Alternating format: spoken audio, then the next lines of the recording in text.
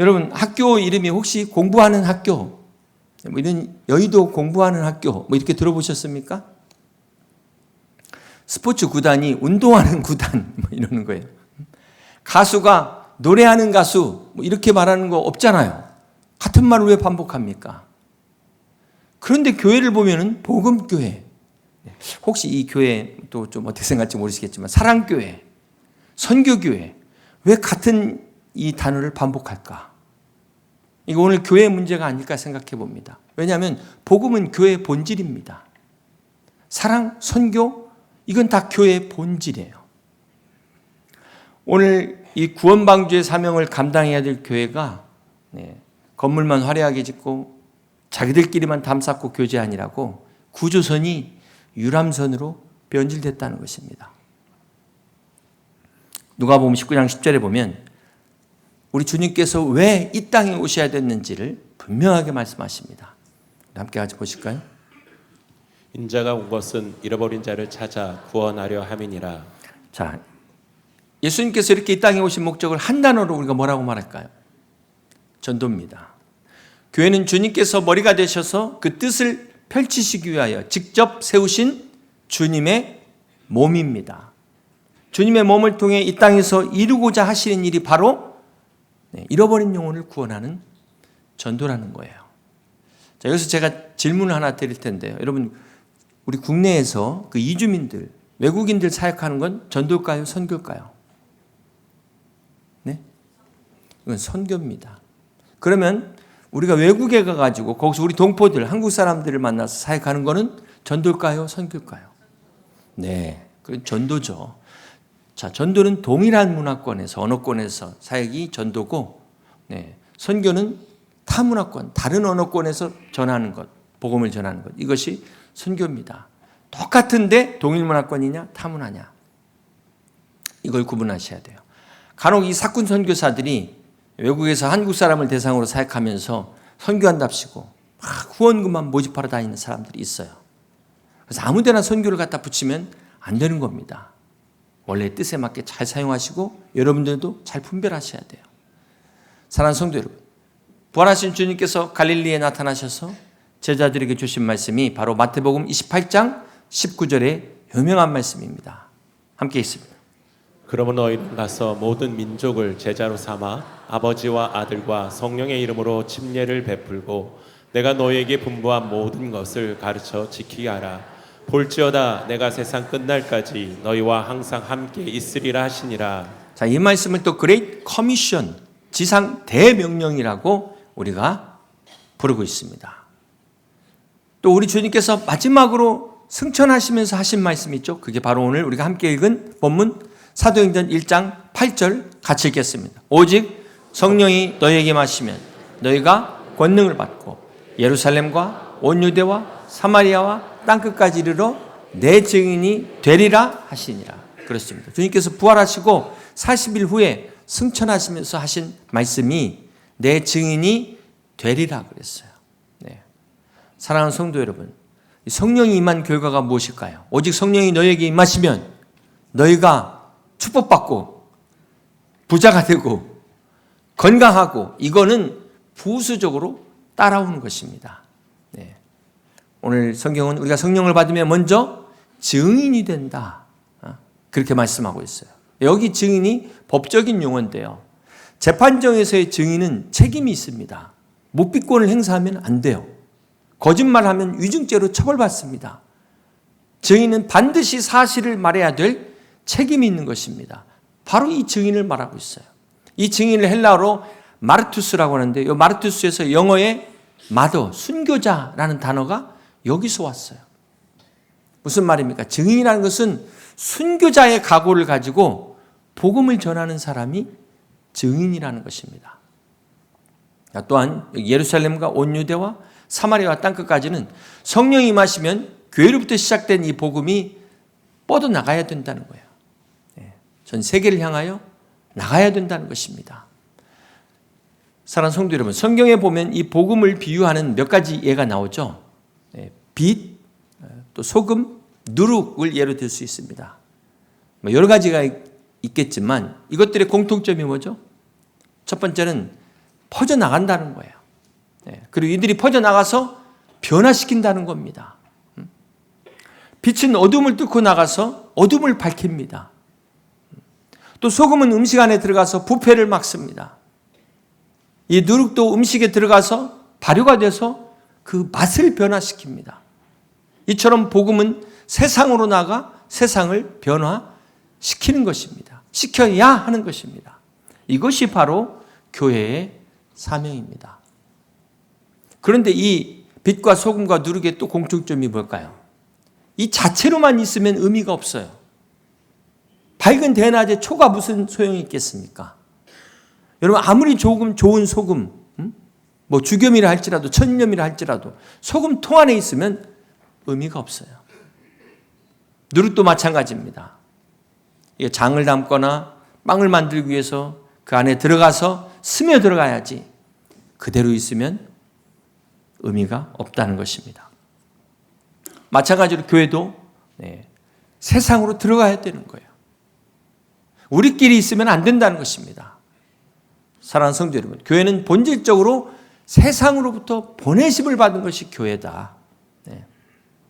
그래서 이 보내심이라는 게 어떤 꼭 장소적 개념만이 아니라 지역적 개념만이 아니라 우리의 삶의 모든 영역을 말합니다. 정치, 경제, 사회, 문화, 우리 가정에서의 모든 영역에서 복음이 전해져야 되고 그 가치가 실현되어져야 된다. 나타나줘야 된다. 보여줘야 된다. 그렇습니다. 자, 여러분에게 새벽을 여는 소리에서 시 한 편을 소개하려고 합니다. 어둠은 어둠으로는 물리칠 수 없습니다. 아무리 몸부림을 쳐도 어둠은 어둠에게 자리를 내어주지 않습니다. 작은 빛일지라도 빛이 임하면 어둠은 소리 없이 물러갑니다. 빛이라고 다 어둠을 물리치는 빛은 아닙니다. 사람이 만들어낸 활락가의 빛은 어둠을 더 어둡게 하는 광명의 천사에 불과합니다. 그 빛 앞에서 어둠은 깊이 꼬리를 감출 뿐입니다. 아침이 되면 쏟아지는 빛살에 숨죽이고 떠오르는 태양 앞에 어둠은 기절하지만 그래도 정오일지라도 그림자에 숨어 저녁이 되면 다시 살아납니다. 어둠 속에 어둠의 포로가 되지 않으려면 마음의 어두운 가운데서도 꺼지지 않는 생명의 빛을 받아야 합니다. 어둠 속에서도 빛으로 살게 하는 영혼의 빛을 받아야 됩니다. 그렇습니다. 사랑하는 성도 여러분, 빛이 임함에 어둠이 물러가더라. 우리 예수님이 참 빛으로 어두운 세상 가운데 찾아오셨습니다. 이 빛처럼 교회도 세상으로 나가야 돼요. 그래서 어둠을 밝혀야 되는 것입니다. 언어가 다르고 문화가 다르고 이 모든 것이 다 다른다 할지라도 우리는 가야 됩니다. 찾아가서 스며들어야 되는 것입니다. 이것이 바로 선교입니다. 누가복음 9장에 보면 예수님께서 베드로와 야고보와 요한 세 명의 제자를 데리시고 산에 가셔서 기도하셨습니다. 이때 주님이 기도하시는 모습을 보고 제자들이 뭘 봤죠? 영광의 광채를 보고 베드로가 그 유명한 말을 합니다. 주여 여기가 좋사오니 초막 셋을 짓고 여기서 살자고 그런 제안을 합니다. 근데 여러분 성경을 한번 자세히 보시면 우리 누가복음 9장 33절 같이 한번 보시겠습니다. 두 사람이 떠날 때 베드로가 예수께 여짜오되 주여 우리가 여기 있는 것이 좋사오니 우리가 초막 셋을 짓되 하나는 주를 위하여 하나는 모세를 위하여 하나는 엘리야를 위하여 하사이다 하되 자기가 하는 말을 자기도 알지 못하더라. 지금 베드로가 뭔가 멋있는 말을 하는 것 같은데 성경은 자기가 하는 말이 뭔 말인지도 모르고 하고 있다. 이렇게 이야기를 하고 있어요. 근데 그 이유가 바로 앞에 32절을 보면 베드로와 및 함께 있는 자들이 깊이 졸다가 그랬다는 거예요. 베드로가 조는 바람에 주님이 하신 말씀을 제대로 듣지 못했다는 겁니다. 그럼 그 바로 앞에 무슨 말씀을 하셨을까요? 31절을 보면 예수님께서 영광 중에 나타나서 장차 예수께서 예루살렘에서 별세하실 것, 돌아가실 것, 십자가에서 죽으실 것을 말씀하셨는데 베드로는 졸다가 여기가 좋사오니 우리끼리 잘 삽시다 이런 소리를 했다는 것입니다. 그래서 여러분 예배 시간에 졸면은 이렇게 딴소리 하게 된다. 제가 기회가 될 때마다 말씀드리지만 설교 중간에 주시는 건 저도 책임감을 느끼는데 처음부터 주시는 거는 저와 무관하다는 것을 분명히 말씀을 드립니다. 오늘 많은 성도들이 베드로처럼 자기가 무슨 말을 해야 될지를 몰라요. 뭘 해야 될지를 몰라요. 주님의 뜻과는 전혀 무관한 엉뚱한 말만 하고 있지 않는가. 주님께서는 지금 이 전도와 선교를 위해서 교회를 세우셨어요. 그리고 그 많은 은혜를 주셨는데 우리는 여기 갇혀 싸우니 우리끼리만 막 흩어지지 않으려고 초막 짓고 우리끼리 맛있는 거 먹으러 다니고 놀러 다니고 이러고 있지 않습니까? 사랑하는 성도 여러분, 교회는 복음을 가지고 빛의 사명을 감당하셔야 돼요. 소금의 사명을 감당하셔야 돼요. 누룩처럼 퍼져나가야 되는 것입니다. 세상을 변화시켜야 돼요. 그렇지 않으면 세상이 우리를 변화시키게 됩니다. 사랑하는 성도 여러분, 초대교회 중에 안디옥 교회가 최초로 선교사를 파송합니다. 최초의 초대교회는 예루살렘 교회예요. 초대교회 많이 있지 않습니까? 왜 안디옥 교회가 최초의 선교사를 파송했을까요? 사도행전 13장 1절을 같이 봅니다. 안디옥 교회에 선지자들과 교사들이 있습니다. 곧 바나바와 니기레라 하는 시몬과 구레네 사람 루기오와 분봉한 헤롯의 젖동생 마한과 및 사울이라. 사도행전 13장에 안디옥 교회 리더들을 소개하는데요. 거기 니게르를 하는 시몬, 니게르는 니그로, 흑인이라는 겁니다. 구레네 사람 루기오의 구레네는 북아프리카 지역이니까 이 또한 흑인 출신이라는 것을 알 수 있어요. 이처럼 이 당시 안디옥 교회는 백인종, 황인종뿐만 아니라 흑인종까지 다양한 인종들이 교회 리더 안으로 들어와 있었다라는 것입니다. 이뿐만이 아니라 안디옥 교회 지도자들 가운데 누가 있었냐면 헤롯 왕의 젖동생인 마나엔이 있었다. 왕실의 귀족도 리더 안에 있었다는 거예요. 대부분 초대교회는 다 서민들이었어요. 가난한 사람들. 그런데 귀족이 함께 리더로 들어와 있다는 것은 다양한 신분들이 안디옥 교회에 다양한 인종들이 모여 있었다. 자, 그러다 보니까 이렇게 폐쇄적인 유대인 교회와는 너무나 다르게 자연스럽게 선교가 가능했다는 것입니다. 이것이 주는 교훈이 뭘까요? 선교가 그저 선교사만 파송하고 돈만 후원하는 것이 아니라는 것입니다. 진정한 선교는 선교적 마인드를 가지고 있어야 돼요. 먼저 교회 안에서 나와 다른 사람들을 끌어안을 수 있고 포용할 수 있는 그런 넓은 가슴을 가져야 여기서부터 선교가 시작되는 것입니다. 우리 약물이 안에서부터 하나 안 되면서 무슨 지구 반대편을 선교하고 이게 말이 안 되지 않습니까? 지난주 새벽 큐티에 사도행전 16장 말씀을 함께 봤는데요. 빌립보 교회가 어떻게 세워지냐면 자주장사 루디아라는 여인의 집에서 빌립보 교회가 시작됩니다. 이 여인이 무역업자예요. 요즘으로 말하면 실업인입니다. 그러니까 이 최초의 실업인 선교회는 이 루디아라는 여인이 시작됐다는 것을 우리가 알 수 있어요. 그러면 교도소 선교는 어디서 시작됐을까요? 이것도 바울이 복음을 전하다가 빌립보 옥에 갇히잖아요. 이때 바울과 실라가 밤중이 되니까 찬송하고 기도하니까 옥문이 열려서 거기 간수장이 그 사건을 통해서 그 가족이 다 구원을 얻게 됩니다. 여기서부터 오늘날 교정 선교가 시작된 겁니다. 또 사도행전 25장에 보면은 바울이 가이사랴 법정 앞에서 서요. 그리고 거기서 상소합니다. 그래서 바울이 로마에 가서 복음을 전할 기회를 얻게 돼요. 여기서 최초의 법조인 선교회가 여기서 시작된 겁니다. 누가의 직업이 의사였어요. 그래서 의료 선교회를 만든 사람이 누가입니다. 마태는 세리 공무원 출신이었어요. 직장인 선교의 시작은 마태가 시작했습니다. 고넬료는 군인이었습니다. 군 출신입니다. 그래서 군선교의 시조는 고넬료다. 일대 군선교 회장이 고넬료라는 사실을 잊지 마시길 바랍니다. 우리 교회 그 밖에도 통일선교, 문화선교 많은 다양한 선교가 있습니다.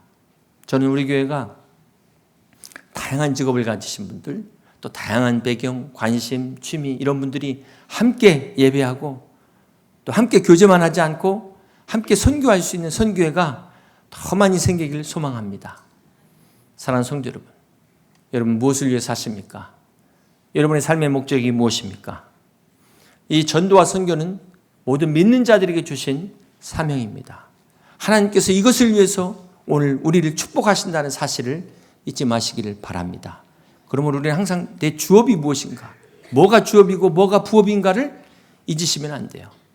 성령을 받으면 내 증인이 되리라. 이것은 되라는 명령보다도 더 강력한 거예요. 그냥 자동으로 된다는 것입니다. 오늘날 모든 성도는 네, 만신자 제사장이라고 그러지 않습니까? 모든 신자가 하나님 앞에 나올 수 있는 제사장이에요. 뿐만 아니라 만신자 선교사라는 사실을 잊지 마시기를 바랍니다.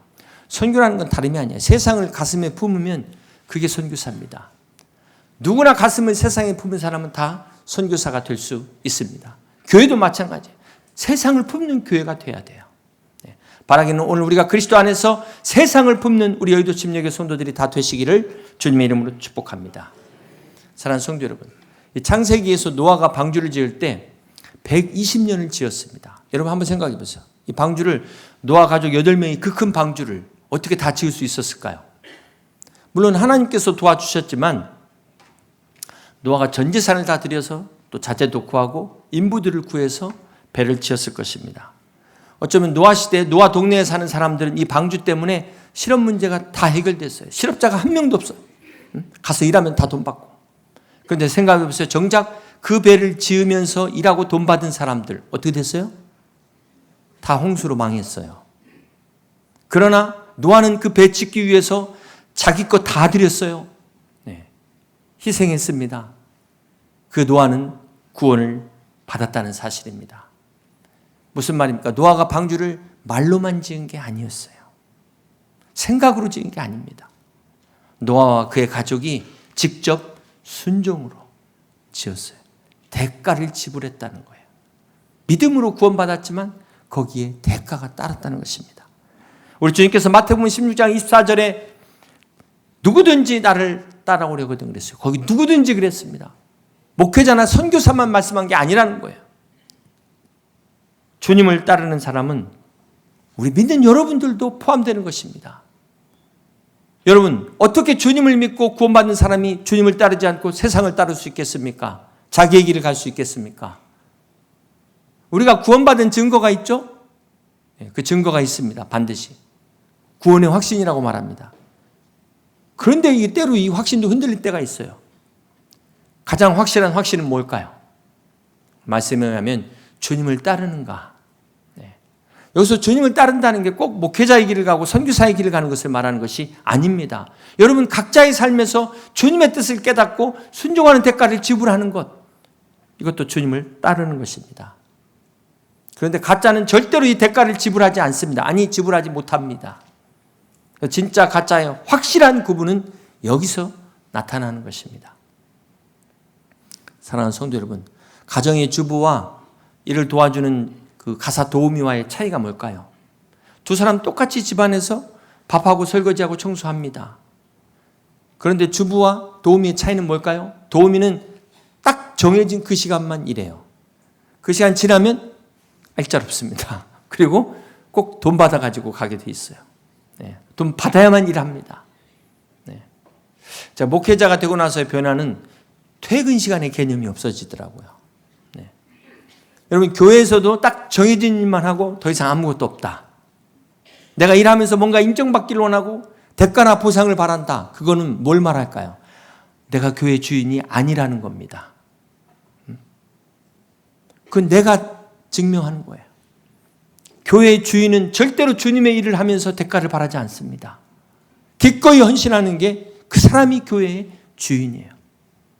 장로, 권사, 집사 그 이전에 교회의 주인은 대가를 바라지 않고 헌신하는 사람이라는 것입니다.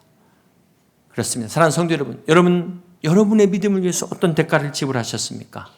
내 성공을 위해서, 또 자녀들 교육을 위해서는 아낌없이 투자하면서 대가를 지불하면서, 과연 주님을 위해서는 어떤 대가를 지불하셨습니까?